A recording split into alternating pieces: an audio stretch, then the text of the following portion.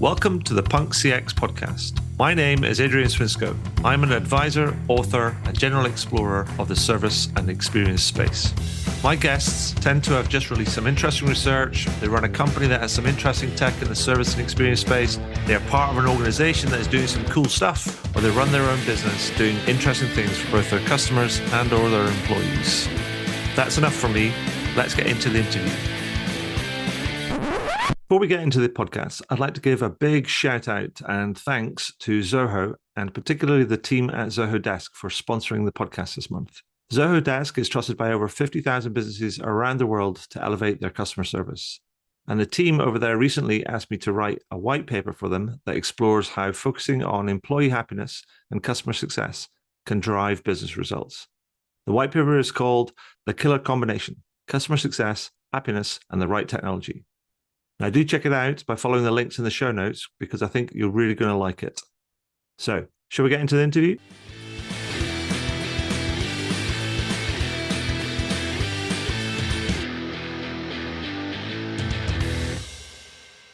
So, welcome to the next edition of the Punk CX podcast. With me today, I'm excited to say I have Jim Tincher, who is the founder and CEO of customer experience consulting firm Heart of the Customer. He's also an author of a couple of books and a new book, which he's going to tell us about today. But first of all, hi, Jim. How are you doing? Welcome to the podcast. Excellent. Happy to be here. Excellent. So, Jim, for the benefit of those folks that don't know you or are not familiar with your work, can you give us a bit of a thumbnail sketch on you and what you do and what you're about? Sure. Started out as a CX practitioner. Actually, started out as a customer-focused guy. Working different roles, small business, then Best Buy, which is a U.S. retailer, and then went to work for a large global health insurance organization. And, coming into there, I was naive. I thought every company was customer obsessed. That's just how you operate. And discovered there were other models where literally nobody in marketing or product development had ever met a client. And it's where I got the bug for customer experience, for bringing our teams out to hear firsthand the voice of the customer, getting into our processes, rethinking how we operate.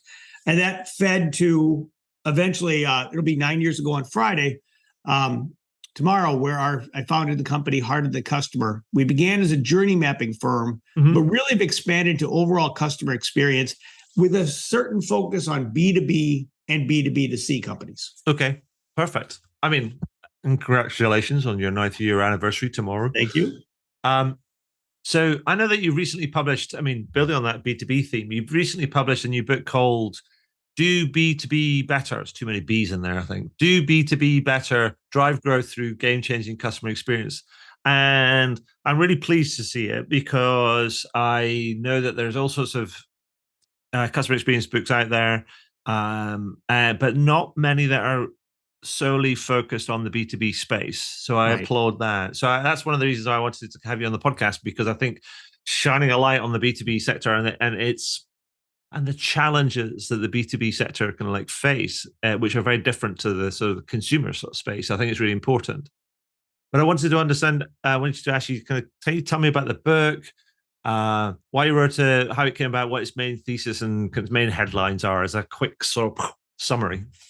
Sure.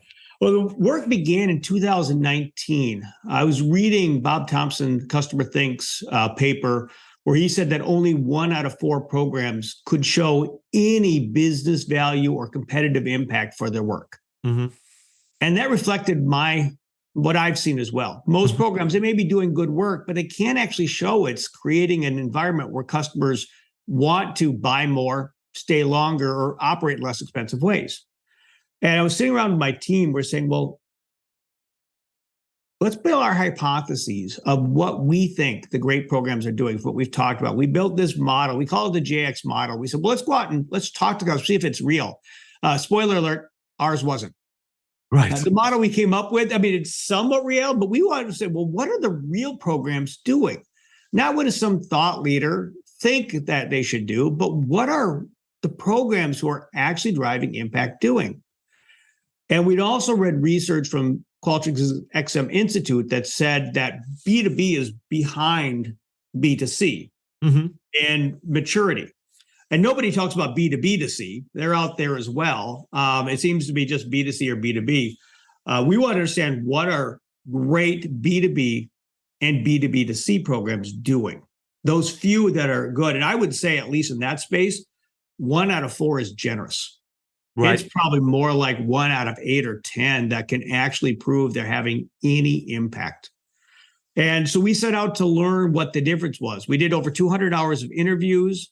We partnered with UserMind, now owned by Qualtrics, and the CXPA and Megan Burns, and we surveyed hundreds of people more. And then I had the opportunity to shadow some great programs. And the 4 days I learned the most about customer experience. Now, I've been doing CX for a long time.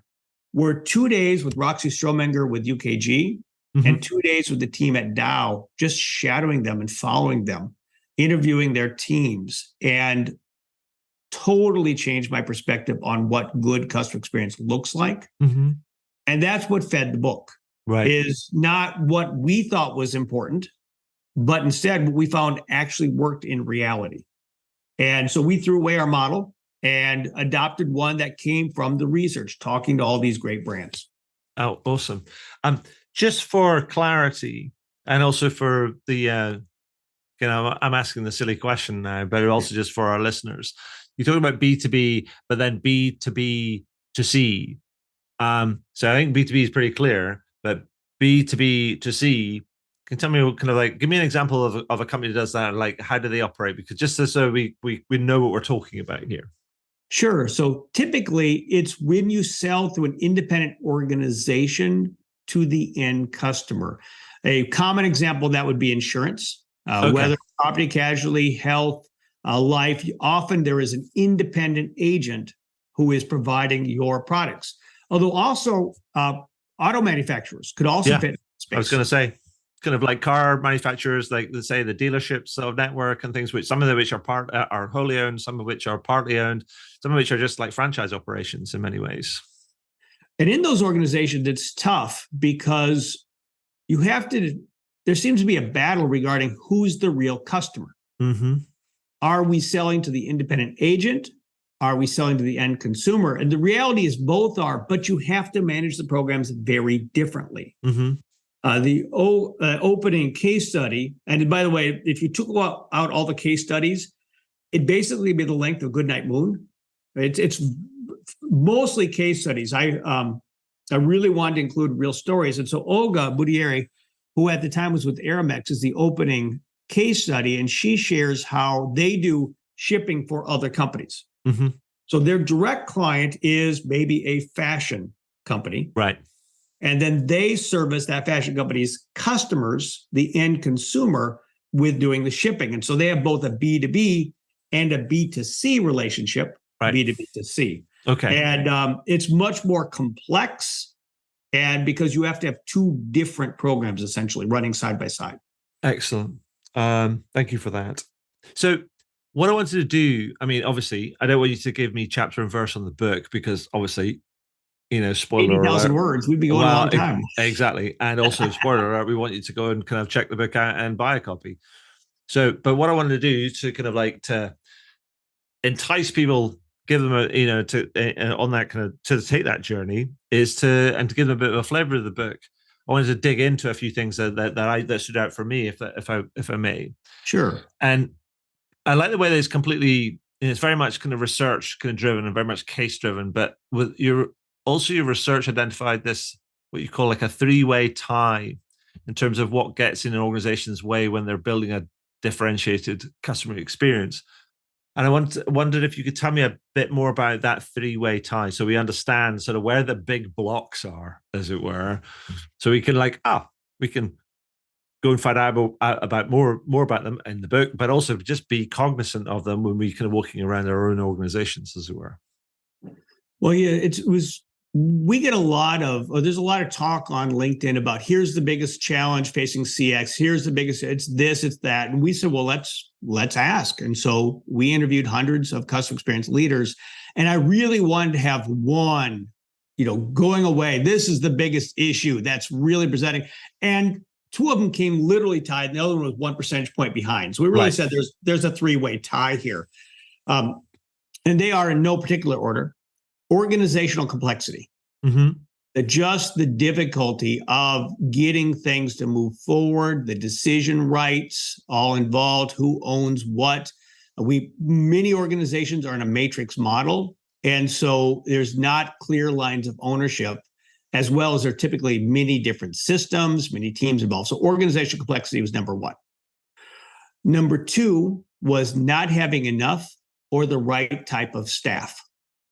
And in that same survey, we found that about roughly 1/3 of programs had 0 or 1 person in charge. Mm-hmm. 0 is rough. I've seen that before, a half-time person. A third had 2 to 5 people, and a third had 6 or more. Mm-hmm. Now, most of the case studies we read about in my book and elsewhere are in the 6 to more, but yes, that's a limiting factor. If you have one person in charge of customer experience for a large organization, you're probably not going to be able to drive a lot of change. Mm-hmm. Although there are contrary examples, Lori Englert in the book is able to do that because she's able to basically bring together this huge coalition. She only has one person on her team, full-time customer experience, but is able to leverage the rest of the organization. But she's an outlier, and I think she'd agree with that. Yeah, I mean, so I think the thing that the unless you're at that sort of like you're at a board level or C-level sort of, and you're that kind of the horse whisperer, as it were, and then you enact influence that way, and other things going to get done. Then that's an effective way of kind of doing it. But if you're actually a unit which is empowered to actually do some work, sort of thing, having just a handful of people in a large organization, you're going to struggle. Yeah, it's going to be tough. The third is lack of leadership buy-in. And they're all cross-correlated. Yeah. It's really hard. If you don't have leadership buy-in, you don't have a large staff and you can't work the organizational complexity. But also, if you have a small staff, you can't get the leadership buy-in either. And you can't work across. So they are certainly related. And they speak to the fourth action in the book about the importance of change management to get through all of that. It's a critical skill. And when you can talk about the lack of leadership kind of buy-in, is that related to programs' ability to prove their return on investment and impact on kind of business and corporate objectives? Certainly. Pointillist, it's now owned by Genesys, every year puts out the customer experience leadership and biggest issues. And for 3 years running, at least, it is proving this ROI of your work. Yeah. And that comes back partly to who we are. Mm-hmm. I was presenting to a group of customer experience leaders last month, and I'm talking about journey mapping. And I said, our first question we ask is, what's your biggest business problem? So business problem, I said, is not a survey outcome. It may be resulting from a survey outcome, but it's things like we have churn and we're not able to upsell well. We have high cost to serve. These are what your business cares about. And so I said, now what for you are the biggest examples of your biggest business problems? And the first person responded, low customer satisfaction scores. Mm-hmm. No, that's not a business problem. If those customers with low customer satisfaction scores attrit more often, well, there's the business problem. But in CX, we are so focused on surveys that's where our conversations begin and end. You know what's interesting? It strikes me is that sometimes I think in analogies and stories and examples and stuff, and it's a bit like going to the doctor and saying, I've got an itchy part on my forearm or stuff, and I can't seem to kind of get away from it. And it's a bit like that's the symptom, right? Might not be the cause, but it's the symptom. And I guess the survey scores, the low satisfaction, is a symptom of a greater sort of like thing, whether it could be product market fit, it could just be poor kind of execution, it could be all sorts of different sort of things. But that's just the symptoms that exhibit themselves, and the thing that people kind of tell you about the kind of symptoms. Like you go to the doctor and you tell them the symptoms, and you expect the doctor to help you understand what the underlying kind of problem is, right? Well, exactly. Is that a case where it's simply just you're using a bad lotion is causing you to itch, or is there a serious health issue going on? If, to follow the analogy, if customer experience keeps talking about symptoms without diagnosing what the underlying issues are, which is the case, then people stop going to them. Yeah, exactly. And can I, so thank you for that. Can I ask you, just because I think what's really important because I do have this thing around. I don't think B2B, the B2B space or the experience of a customer or client or whoever in the B2B space gets enough attention. And I wanted, because I know, and I was reading the parts of the book and I was like, going, hallelujah, somebody who's actually kind of gone, this is the size of the mothership here, kind of like a relative to B2C. And I just wanted to ask you to like share with me some of those statistics that you unearthed, which shows how big the B2B sector is in overall economic terms, and all as compared to the B2C. Just once and for all, just to go, this is how important this is, and just kind of just general mass and size. The overall size, B2B organizations as a whole, and this is, of course, this is resulting from the report from the International Center for Trade and Sustainable Development. They found that the B2B companies make up $7.72 trillion of the economy compared to just over $4 for B2C. So much the economy, almost twice as much in B2B as opposed to B2C. So it's a significant size. It's much larger, but it just doesn't get the love.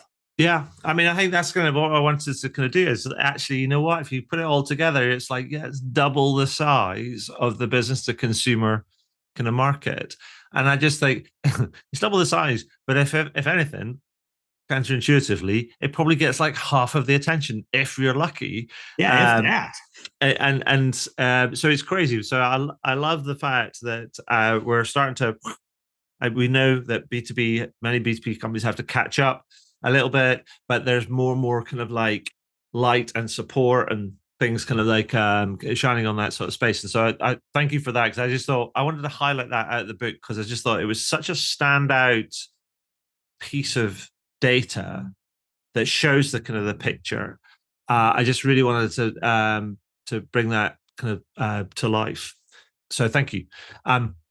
But then the other thing I wanted to kind of like, wanted to sort of explore with you about the book, because you talk about, as you say, it's all these kind of case studies and all this research and all these interviews and things. And you've identified what it takes to be like a change maker, what you call. Right. And it's like, these are the ones that are sort of like, are like doing it. They're out there, they're making the difference. They're, and what I wanted to understand in the way of all this, like the three kind of big blocks, the organizational complexity, the staff and skills kind of like issue, and the lack of leadership kind of buy-in. I want to understand what the main behavioral differences are between the kind of change makers and the hopefuls, otherwise known as wannabes. Kind of like, and so just so we know, kind of like, it's the, sometimes they say it's like, it's not just about talent, it's also about how much work you put into it. That's what makes a real champion. Oh, yeah. And so we started out by wondering, do the change makers, again, as you said, those are the ones who are actually driving change and able to prove their work actually results in customers who want to buy more, stay longer, and operate in less expensive ways to serve. Do they do different things, or do they do the same things, only do it better? And there's some of the latter, but really they do different things. Right. And that we identified 4 actions. First of all, we call it pointing the flywheel. We talk about this concept, or I talk about this concept, the customer experience loyalty flywheel, which is to basically when you improve customer experience, you prove it actually gets better. Customers become more emotionally engaged. They then buy more and stay longer, and the company gets healthier. The flywheel itself is not revolutionary. We all believe in it. What's different, we found 4 actions around it the change makers do, which is, first of all, they point the flywheel. They determine, here is how we make money from customer experience. Mm. They tie to whether it is a customer lifetime value, net revenue retention, ARR, if they're a SaaS company, but they specifically say, this is how we make more money from customer experience. And they connect the dots. They start with that, saying, here's where we make money. Mm-hmm. Then the next thing, this one blew me away. The first action didn't surprise me. It was almost embedded in the question. Sure. How do you prove value? Well, you prove value. Okay, got that. So if that wasn't true, that would have thrown out everything. But it was critical because most don't do that. The second was this concept of creating an emotional North Star. Right. And that's not even done in B2C. And there's often a belief that the B2B customer experience and decision making is all driven from price and rational factors, and couldn't be further from the truth. When I first met Daniel Futter, Dan wrote the foreword to my book. He's the chief commercial officer at Dow. We were working on their complaints journey. Now, if you're not familiar with Dow, they are a large global chemical manufacturer, advanced manufacturing. And he said, Jim, my goal is to create a complaints journey that's enjoyable. And that night at the bar, we're like, what? Our team, enjoyable? I'm sure he meant effective or easy, because those are the three things Dow strives for in their experience, is to make it easy and effective and enjoyable. But no, he meant make it enjoyable. And that is Dow's emotional North Star. Now, they also measure confidence and trust, but their data shows that when customers say it is enjoyable to work with Dow, then they see loyalty behaviors. And loyalty is not a survey question. Loyalty is buying more frequently, and in their case, creating joint innovation, which is the home run for their customer experience program. Sure. We get a client that says, we want to work together to create new to the world products. That's the ultimate outcome of their customer experience. But that's the second one, is they identify this emotional North Star that you use to design your program around and actually measure it in the survey. There's a lot of talk out there about the effortless experience, and effort matters, no question about it. But the research is quite clear. It's not the best predictor of loyalty. If you go back and look at the book, The Effortless Experience, which is a great book, it's all based on calls to the contact center, which is a distinct part of the experience. If you look at the broader experience, you find that emotions have a far greater impact on loyalty than does an effortless experience. And almost no B2C programs measure it, let alone B2B, but we found three that do. And Dow, UKG, and Hagerty are three programs we use throughout the book. And they all measure emotions. And that was the one that separated them from the rest, is measuring emotions part of the experience. So we start with identifying what's the outcome of your work. We then see that an emotional North Star, measuring and managing emotions, accelerates that flywheel. And then the third comes back to how you measure customer experience. Right. Most programs measure it through a survey. Now, changemakers use a survey too, but the survey isn't the score. The score is a behavior. In fact, if I had to use just one sentence to wrap up the book, it would be that hopefuls measure sentiment. Change makers study and change behaviors. And those behaviors are reflected in data. And when I first started working with Dow, Ricardo Porta, who is now their customer experience leader, taught me a ton about how he brings the data into the journey mapping, how he measures everything through data and uses the survey just to explain the data. Survey is not the outcome. Behaviors are the outcome they look at. Yeah. I mean, it's a bit like because I think that's, it's fascinating because actually, because you go on to into the book, there's a part in the book where you write, while both successful and unsuccessful organizations used NPS, when we saw a program that was not having impact, it almost always used NPS. Oh, yeah. And I was like, I sat there and I thought about that and go, okay. And then I thought, I have to ask you to explain what the problem is going to here, because I think that's going to be, you're absolutely right. I think surveying customers is possibly the crack cocaine of the customer experience industry. And it's a bit like, and it's sometimes it doesn't, if you're going to survey somebody, that's fine. But if you're not really going to do something, if you don't do the right appropriate survey, and if you're not going to do anything with it, than what people tell you, and they're not going to report back and close the loop, then what's the point? Well, exactly. And it comes back to a dependable score, and a dependable score predicts something of interest. And so the change makers began with saying, well, what are we trying to create as a behavioral outcome? Customers who want to buy more from us and stay longer. Now let's see what actually predicts that. And And so Roxy Strominger with UKG, when she came in, they used Net Promoter Score, and she looked at it and says, that doesn't predict anything. Let's go figure out what does. Mm-hmm. And for her, it was actually overall satisfaction. Mm-hmm. I don't think if we got 20 thought leaders together and said, what score should people use? Anybody would say overall satisfaction. It's not a sexy measurement, but for her, it predicted the outcome they cared about. Mm-hmm. Most programs say, well, there's this customer experience thing going on. We should probably do it. And most programs seem to use Net Promoter Score, so let's do that too, without taking time to say, does Net Promoter Score predict what we want to understand? Mm-hmm.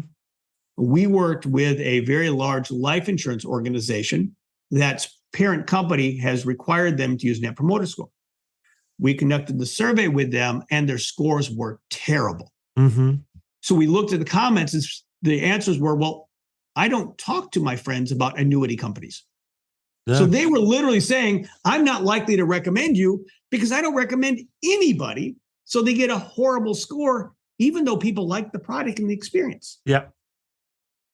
And the parent company never took the time to say, does this predict anything? They likely read an HBR article saying Net Promoter Score is the way to go, and they applied it.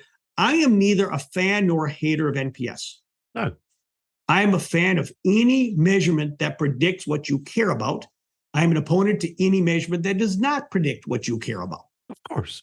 If it doesn't tie to behaviors, I don't care. Exactly. It's a bit like having, you go to a workshop, there's a number of different tools in a workshop. You don't use them all. Right. You figure out kind of like what's wrong with the thing you're trying to fix and what tool's the right tool to help you sort of like fix it or diagnose the problem or kind of whatever. And to think that you're, in Doctor Who terms, that you end up with the NPS is this magic screwdriver that you can apply to anything and it fixes the problem. Poof, like some sort of sci-fi magic. That's ridiculous. And so many articles come in saying Net Promoter Score is or is not the best measurement. And one of the things that Olga said that I really took away is that your executives don't really care about all this secondary and syndicated data that shows that customer experience matters at a high level or Net Promoter Score matters. What they want to know is what's happening with your data with your customers. Mm-hmm. And what predicts the outcomes they care about. They don't care about what's in Harvard Business Review. They care about what does your data show. And what we found, what blew me away as I sat down with Roxy, where she brought all that data into her survey platform. So she's able to say that when these scores get better, here's actually the behaviors that we see. We see cross-sell of this much more money. We see retention this much higher. We see cost of service drop this way. Mm-hmm. Most programs will look at last year and say, okay, our promoters, using NPS language, they attrited at 3% versus detractors attrited at 12%. Mm-hmm. Interesting, I suppose. Not very actionable. Okay, so how do I improve the Net Promoter Score? Well, the top driver was effort. Okay, I reduced effort. It doesn't say a lot. Mm-hmm. But a change maker might say, for example, using a B2B company, auto insurance company would say, we know that when people call us, contact the contact center, they attrit higher. Mm-hmm. But when customers say they are that the technician they talked to or the agent they talked to was knowledgeable, the attrition lowers and the cross-sell increases using the behavior calling the contact center combined with the sentiment score to understand what's really going on, tying it then into the financial outcomes, bringing that data together and having a conversation about here's everything we know about customers, and we bring it all into our survey analysis tool so we can have a more nuanced understanding of the experience. That's one of the big things that change makers do. Most programs, they'll spend hundreds of thousands of dollars on an analysis engine, Qualtrics, Medallia, you name it, and treat it like SurveyMonkey about just surveys on their own. But the change makers bring in all this other data so they can communicate with the business about the data they care about. Mm-hmm. We are the only capability inside the entire organization where our outcome is a survey score. Mm-hmm. Everybody else talks in data and dollars, and we talk about surveys. Exactly. Which ties that fourth action again. Number one, identify where you're creating value. Number two, emotional North Star. Number three, bring in the customer ecosystem data, the behavioral, operational, financial, and data. But the last one is use effective change management. Right. And I would interview a lot of people and say, tell me about change management. Oh, it's so important. Great. So what are you doing? Oh, we're utilizing change management. Great. So what exactly are you doing? Oh, we are managing change. Okay. So there's no there there. Got it. We have an office over there, the change management office. Yes. What do they do? Yeah. You'd have to go and ask them what they're doing.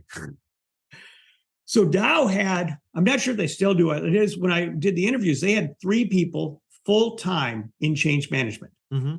That was their whole job. Bill Stakos, when he was with a large financial service organization, he had 2 people full-time on change management.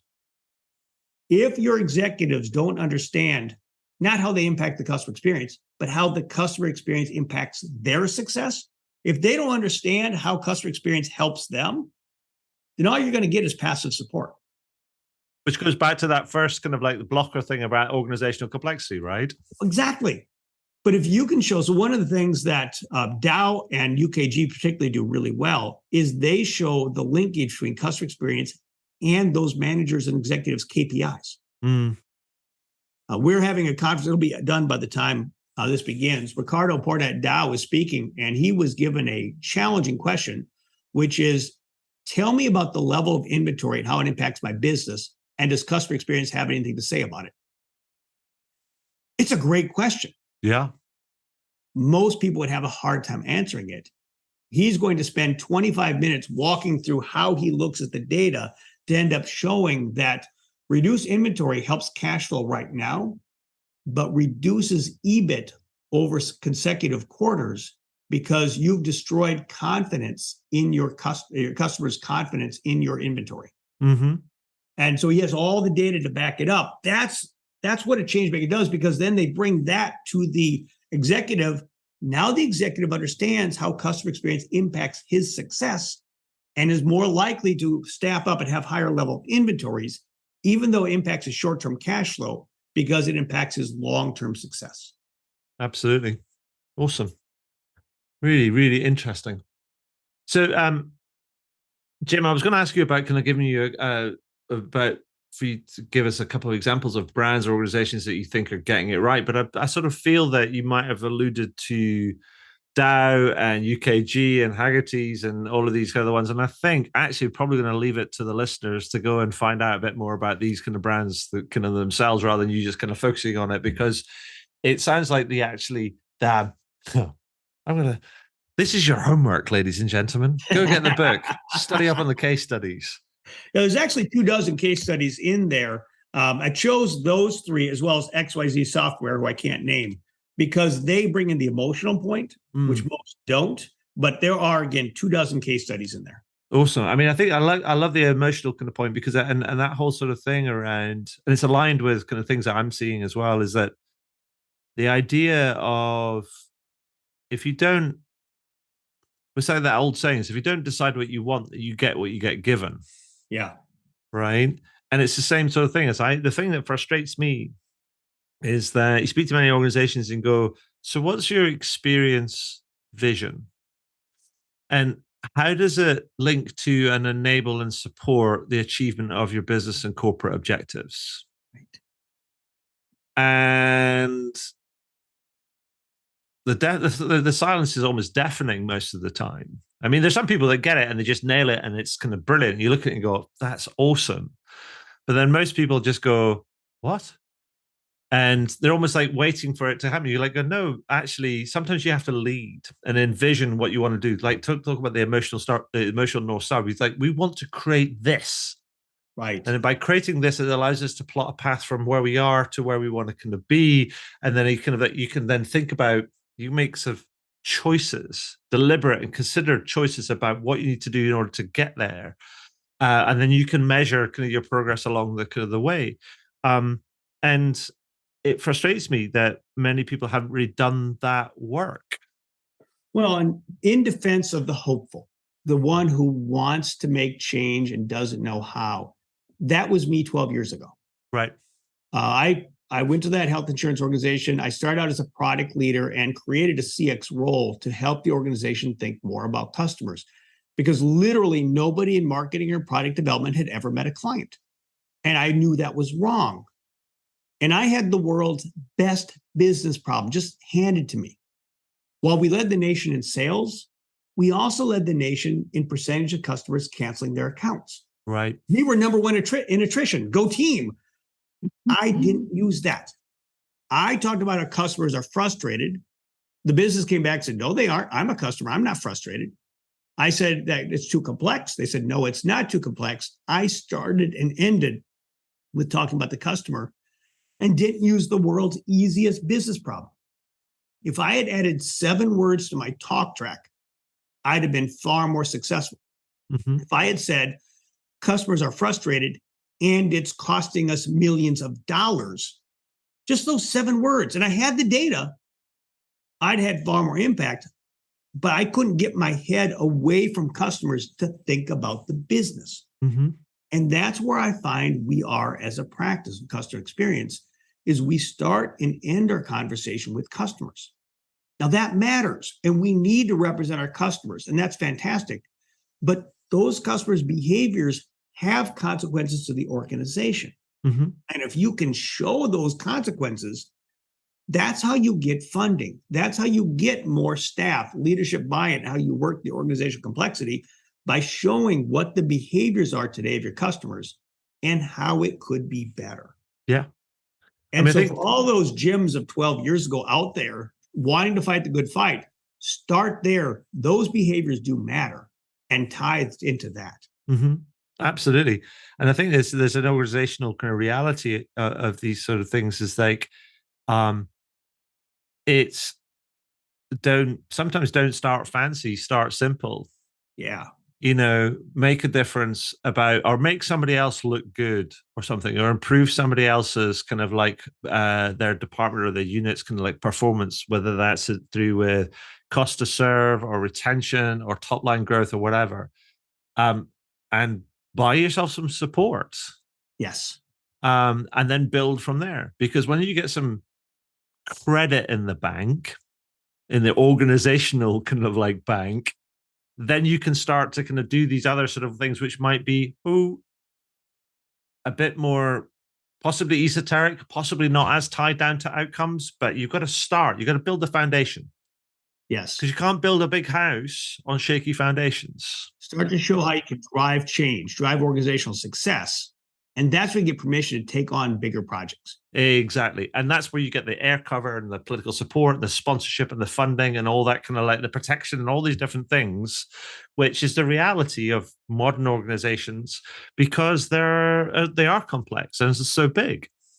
Well, exactly right. And you can't start with the big issues. Now, one of the other side of it is too many programs get stuck in only quick wins. Mm-hmm. And that's all they focus on. I was reading a book from another customer experience book where he just said, just focus on quick wins. That's all you do. Like, no, the way you drive success is from the big changing organizational behaviors to change customer behaviors. But to your point, you can't start there. Mm-hmm. You need to start with that as your vision, where you're headed, and create the quick wins as a way to build up credibility to get there. But always focus on organizational transformation to change how we operate as a way to improve customer outcomes. Yeah, absolutely. So, Jim, we've gone through, I've got a few questions, but we're a bit pressed for sort of time. So what I was going to do was going to say to zoom out a little bit. Obviously people should, I'd like to invite people to go and check out the book and stuff, because I think it's a great read and some great case studies and a lot to learn in there. So thank you for, sharing, giving us a glimpse of that. But I wanted to step back and ask yourself, you're in the thick of it. You're working with and speaking to lots of different companies. And we've gone through some challenging times over the last couple of years. That's probably the understatement of this conversation. But I wanted to get your perspective on, what are the things that you're seeing, or what should companies be doing to help them sort of navigate the challenges that we're going to face kind of ahead, because it's like the one thing that's kind of, I think, is common is uncertainty. Sure. Well, the one thing to focus on is let me take a step back. One of the benefits of our capability is when we do our work right, we create better outcomes for customers and the organization. Mm-hmm. We create a healthier organization through a better customer experience. And start with that, we're understanding how that happens. If you can show that by making this change, we can increase our net revenue retention next year, then even in a bad economy, you'll get the investment. Mm. If you don't do that, you might get investment in a good economy. But if we are headed towards a recession, which there are a number of people believe that, then it's up to you to show how you can help your company weather the storm. Mm-hmm. By investing in your capability, you create a stronger company. Mm-hmm. Good times are bad. That's where we begin, but especially in bad times. Mm-hmm. I think that's sage advice, and I think that's whether your economy is maybe in recession, is heading for recession, or what's absolutely guaranteed is economic conditions are tightening, whatever that means for pretty much everybody. And so that's having an impact on all sorts of organizational kind of behavior and decisions and things. And therefore focusing on the things that make the company stronger and build stronger relationships with their customers kind of going forward, as you say, will benefit you not only in good times, but definitely kind of like will sustain you through the kind of the tougher times too. And that's what we need to keep focusing on, because you may have some issues getting funding over the next year. It's just going to happen. Then take this time when you have less funding to understand the levers you have to pull. Mm-hmm. To bring in that data, the financial data, the behavioral operational data into your system and analyze and see, when we get customers to buy more from us, what does customer experience have to say about that? How did that happen? When customers leave us, when we have attrition, what are the causes? It's probably not Net Promoter Score as the cause. That doesn't guarantee it isn't, but you might have effort-related questions. You might be able to show behaviors like the number of calls to the contact center leads to attrition. Look at the behaviors and analyze those so that you can start building the business case to help the organization. So there's even a little bit of a blessing if you have less funding right now, is that you can use that time to understand the drivers of the company success based on customers. Mm-hmm. Use that opportunity. And also, I think the other thing I would say is like, if you don't necessarily have the funding to do lots of kind of new things, but your position is still secure, and you got funding for your team and your position, then I would say, well, spend your time well. Spend your time getting to know the organization. Spend your time getting to know the people that serve your customers, as well as kind of going and asking them for data and asking them for insight and all those different things.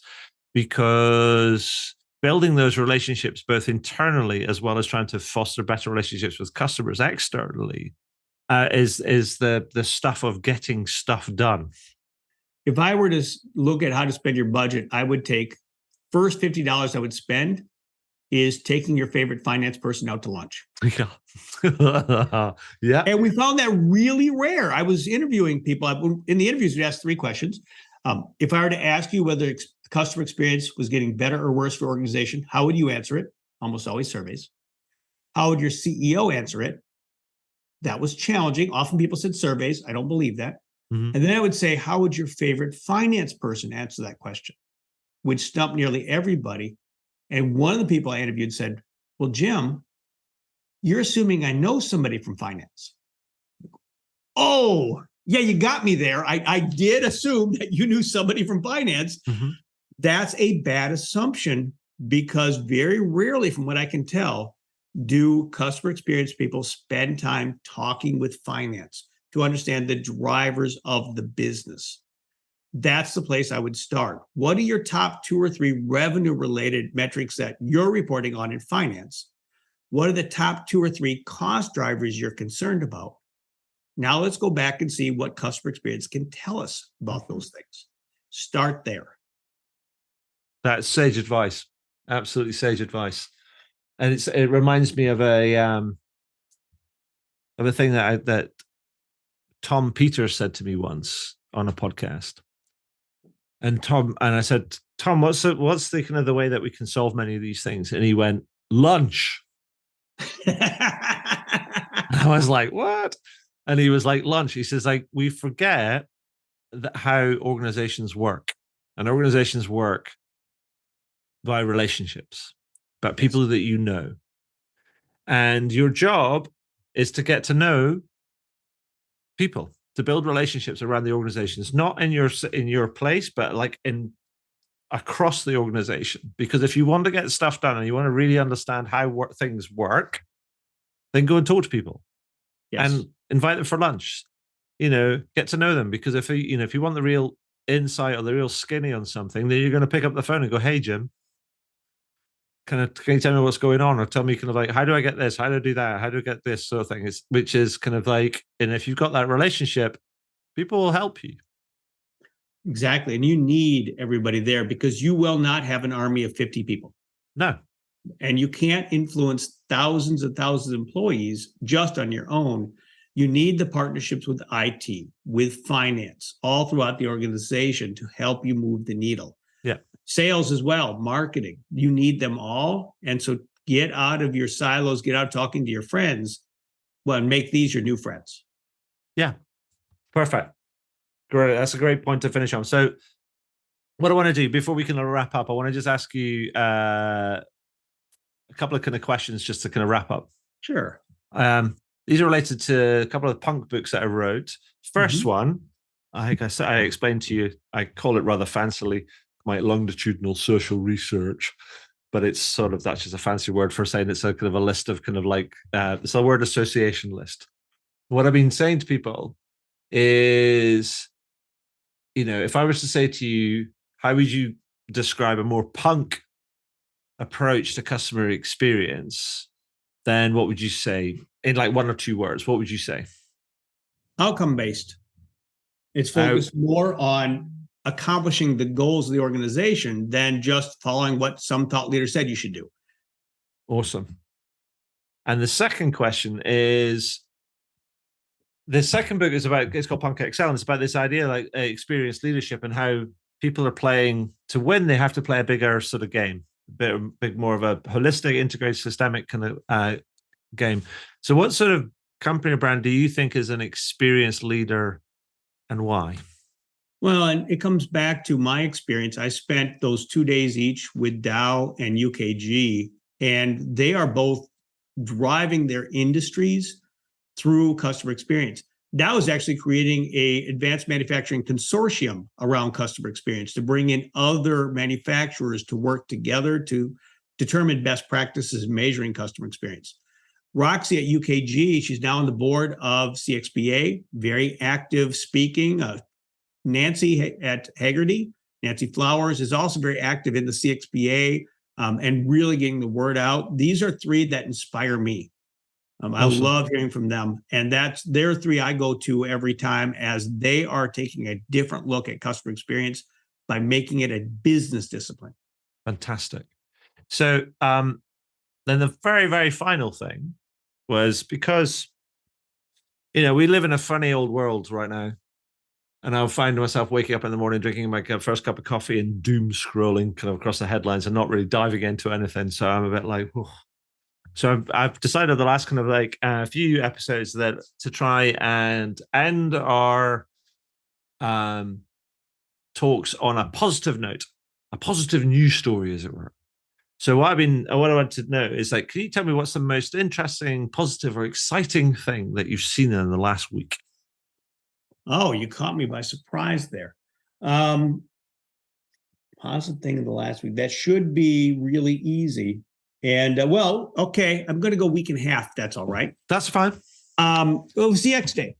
And I loved on CX Day, I had a chance to speak to about 50 people and hear the excitement for customer experience, to hear the hunger for how do we impact our organizations.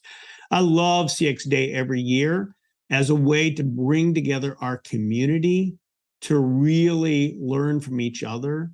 And that probably happens in other areas. I don't know, but I can tell you I get energy from our peers, from our tribe. And so CX Day is always a chance for me to feel refreshed. Awesome. I like that. And by the time this goes out, it'll be more than like 10 days ago, but that's yes. like fun. It's good. But it's CX Day. It was early October. So October the 6th, I think it was. But it's the what I say is that thank you, Jim. Thank you for the sharing your time and your insight with us today. Congratulations on the book. I would definitely recommend people check it out. Do B2B Better by Jim Tincher. Check it out at your favorite sort of bookseller. But yeah, just finally, just thank you, Jim. That's been kind of like for sharing some time with me today. That's been awesome. I appreciate the opportunity. It's been fun. Wow, what a great interview. I hope you enjoyed it. I know I did. Find out more about me and the work that I do at adrianswinscoe.com. Do leave a review on your favorite podcast platform. And if you have any comments, feedback, or questions about the podcast, then feel free to send me a message to podcast@adrianswinscoe.com. And do tune in again. Thanks very much.